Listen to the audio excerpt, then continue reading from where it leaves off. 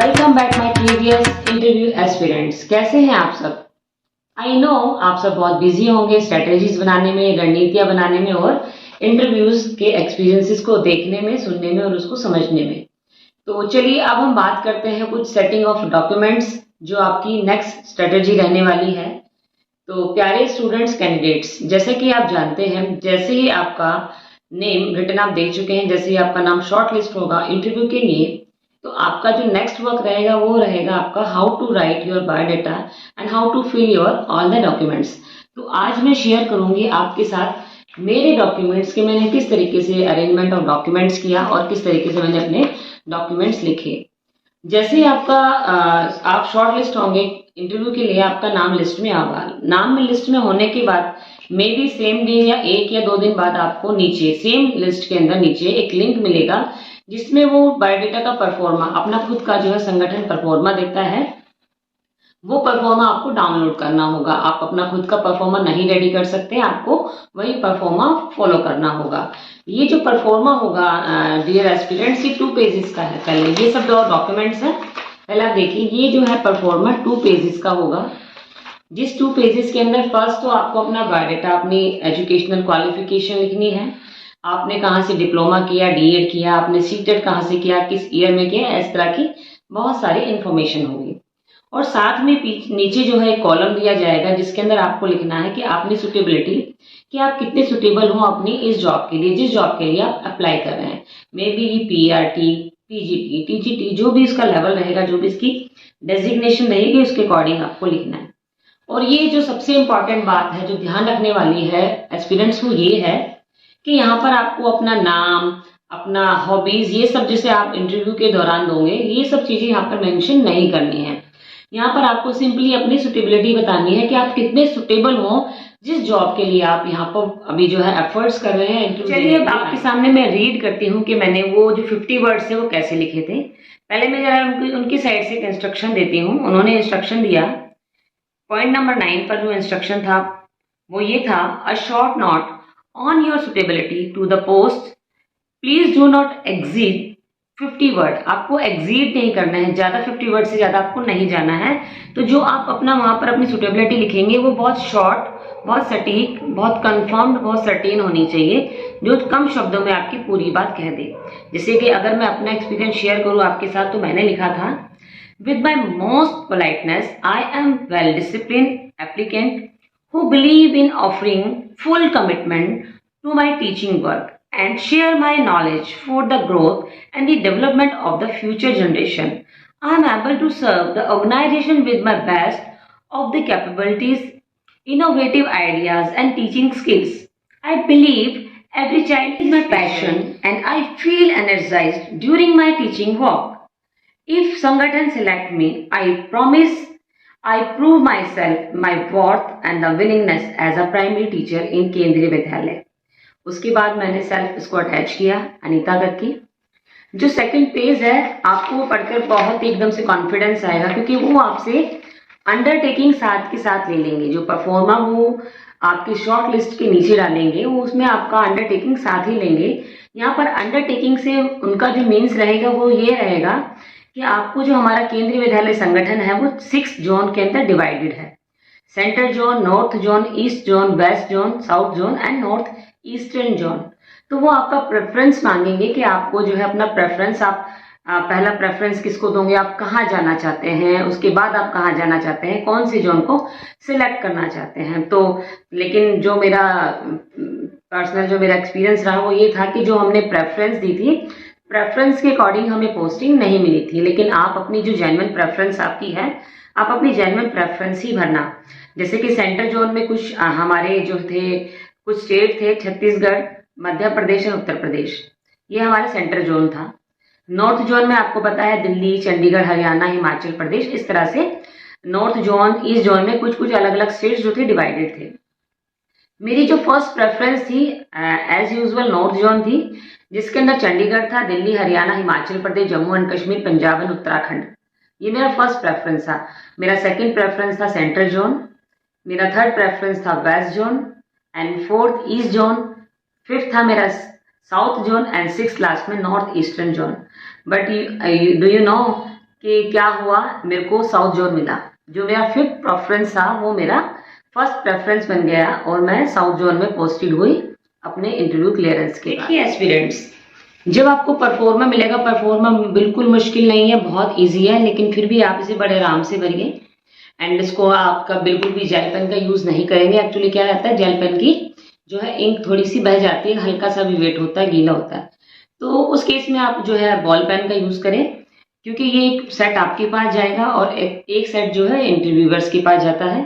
कहाँ से, मैंने जैसे कि मेंशन किया है पहली वीडियो में, जो पहला हमारे पैनल्स के जो रूम होते हैं, फर्स्ट रूम में आपके डॉक्यूमेंट्स आपसे ले लिए जाएंगे और उसके बाद ये जो डॉक्यूमेंट्स हैं उनके थ्रू आप नहीं लेके जाएंगे, वो जो आपका जिस पैनल में आप जाने वाले हो, जिस रूम में, उस रूम में ऑलरेडी पहुंच जाएंगे। तो आप में बॉल पेन का यूज कीजिए। आपको सीक्वेंस का ध्यान रखना है कि पहला सीक्वेंस आपकी पहली क्वालिफिकेशन, तो आपकी मिनिमम क्वालिफिकेशन आप 10th से स्टार्ट नहीं करेंगे, मैंने +2 से स्टार्ट करा, +2 then graduation then master then उसके बाद जैसे जैसे सीक्वेंस आपका आगे जाएगा, ऊपर जाएगा, फिर आपने डिप्लोमा इन एजुकेशन कहाँ से किया, क्या परसेंटेज आपकी रही, उसके बाद आपने सीटेट कब किया, आपकी परसेंटेज क्या रही, उसके अंदर कितने आपने मार्क्स ऑब्टेन करे, किस किस बोर्ड से करी, बोर्ड का नाम भी मेंशन करना है। उसके बाद स्टूडेंट्स आएगा आपका एक्सपीरियंस, आपका क्या एक्सपीरियंस है। Certificate should be duly countersigned by the head of the institutions. जैसे मैंने जो अप्लाई किया है, मैंने पीआरटी की पोस्ट के लिए किया था, ठीक है ना, ये सब चीजें आपको ध्यान रखनी है।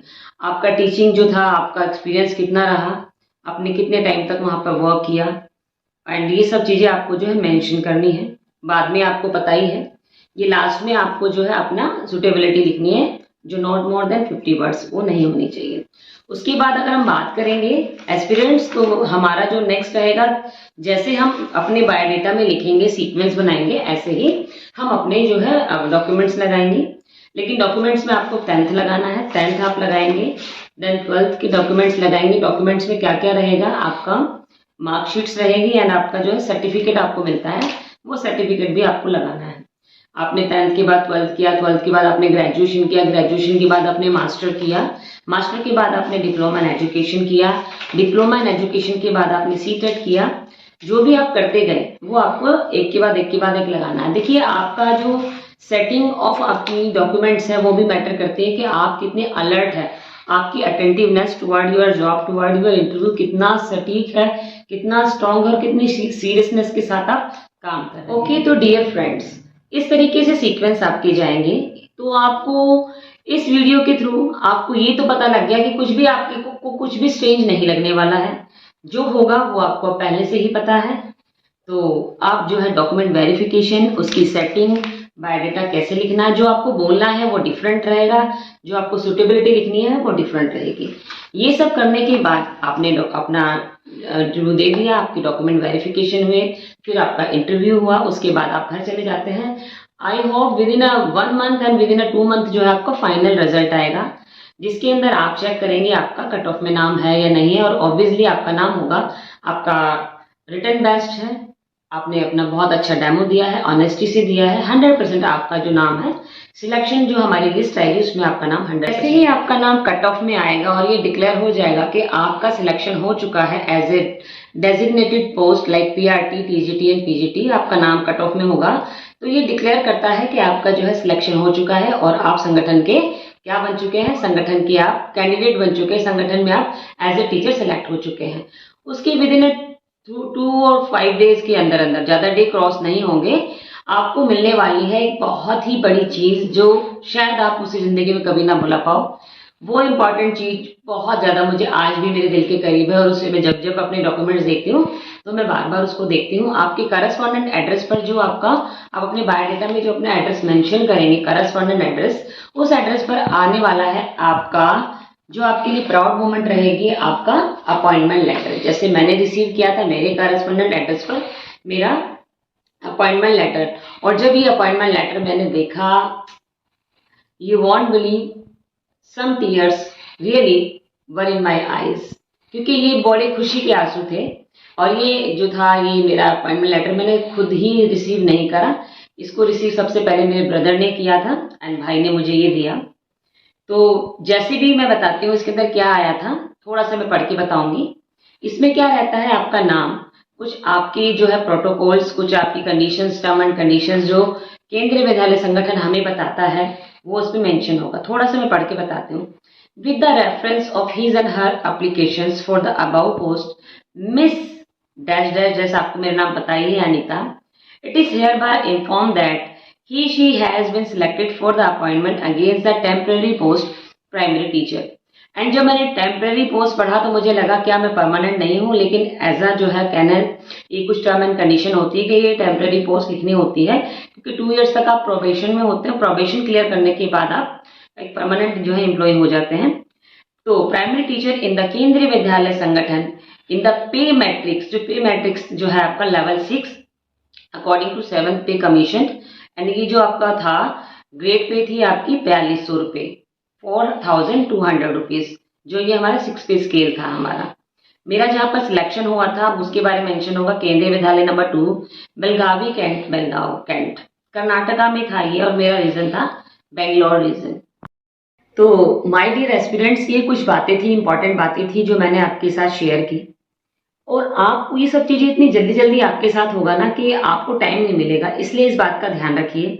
जैसे ही आपका नाम कंफर्म्ड कट ऑफ में आ जाता है तो आपको सब कुछ एकदम से रेडी रखना है, तैयार रखना है, क्योंकि आपको मुश्किल से ये 10 डेज का जो है बस गैप रहेगा, जिसके अंदर आपको क्या करना, अपना अपॉइंटमेंट लेटर भी आपको रिसीव हो जाएगा, आपको अपना मेडिकल कराना होगा कोई भी गवर्नमेंट हॉस्पिटल नियर बाय, क्योंकि वो मेडिकल सर्टिफिकेट मांगेंगे, अपनी फिटनेस सर्टिफिकेट कि आपको कोई भी किस तरह की प्रॉब्लम नहीं है, ये सब भी आपको बनवाना है। और आपको जितना जैसे अपॉइंटमेंट लेटर आपके पास आता है इमीडिएट नोट पर आपको जो है ज्वाइन करना है।